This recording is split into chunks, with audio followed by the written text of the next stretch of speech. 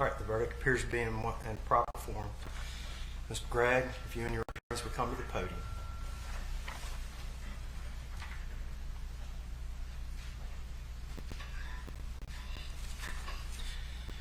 The verdicts read as follows. As to count one, we the jury sentence the defendant Carly Madison Gregg to life imprisonment.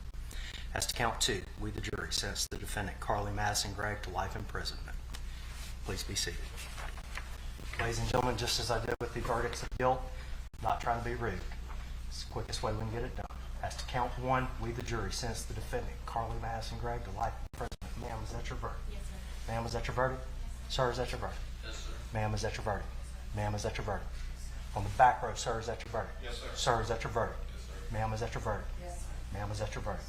Sir, is that your verdict? Ma'am, is that your verdict? Ma'am, is that your verdict? Yes, sir. Count two, we the jury sentence the defendant Carly Madison Gregg to life imprisonment. On the front row, ma'am, is that your verdict? Yes, sir. Ma'am, is that your verdict? Sir, is that your verdict? Yes, sir. Ma'am, is that your verdict? Ma'am, is that your verdict? On the back row, ma'am, is that your verdict? Yes, sir. Ma'am, is that your verdict?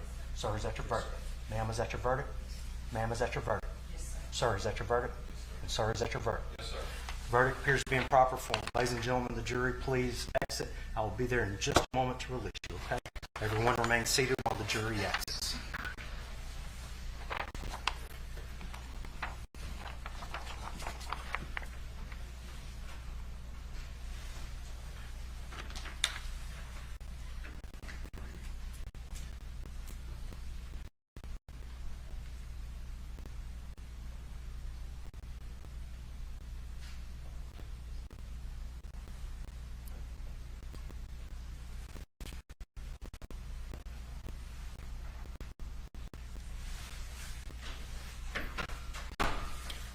Ms. Gregg, please come to the podium.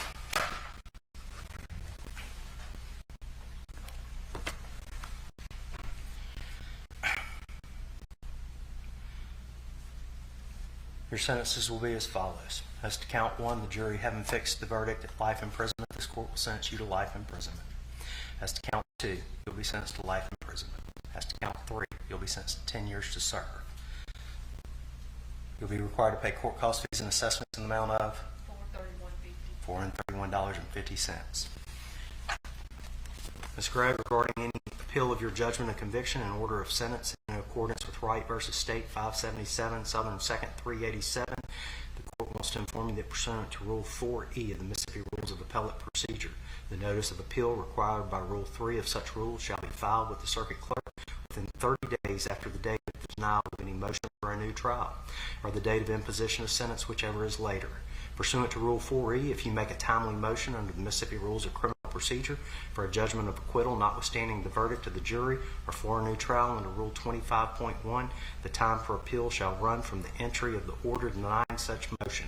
Finally, Rule 25.1 subsection C provides that a motion for a new trial must be made within 10 days of entry of the judgment, which includes both adjudication of appeal and sentence. Should you make a decision on the record to appeal, that decision will stand unless a written statement to the contrary signed by you and your attorney is filed with the court. Should you make a decision to waive appeal, that decision will stand unless you give written notice to the court and your attorney prior to expiration of the time in which to perfect an appeal. Should no decision to appeal be made by you, your failure to express a desire to appeal shall be considered a waiver of your right to appeal, and that waiver will stand unless you give written notice to the court and your attorney prior to expiration of the time in which to perfect an appeal. Have you made a decision to appeal your conviction and sentence? Well, we'll do it. All right. Court will be in recess. Your Honor, clarification, I apologize. On those Sentences will run.